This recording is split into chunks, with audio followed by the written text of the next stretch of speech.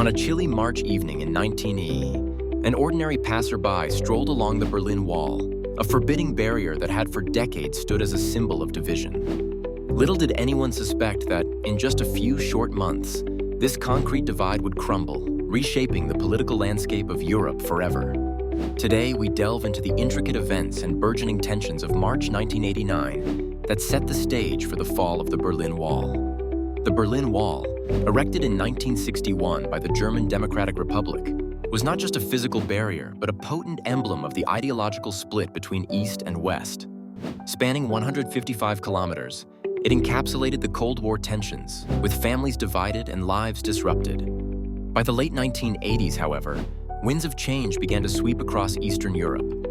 The Soviet Union, under the leadership of Mikhail Gorbachev, had introduced the policies of glasnost and perestroika, which aimed to inject transparency and economic reform into the system. Although these measures were intended to preserve communism, they inadvertently sparked demands for greater freedom and reform. In March 1989, whispers of change grew louder within East Germany. The citizens, weary of political oppression and economic stagnation, yearned for reform. The undercurrent of dissatisfaction was palpable, and dissent simmered just below the surface. This was evident in the increasing number of people participating in weekly peaceful revolution prayers and vigils, which began to challenge the status quo in a non-violent manner. Meanwhile, external pressures mounted as neighboring Eastern Bloc countries like Poland and Hungary pressed forward with their reform agendas.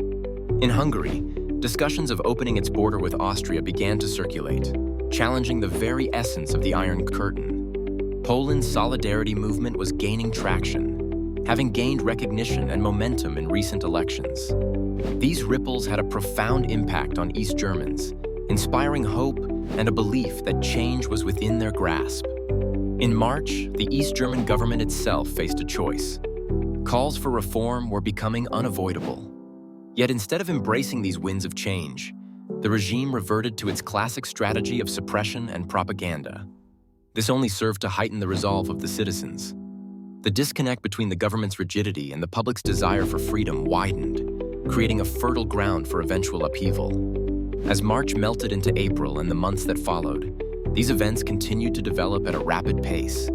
Discontent turned into protests, small gatherings grew into massive demonstrations, and the world watched as a city, a country, and ultimately a continent stood on the brink of monumental transformation.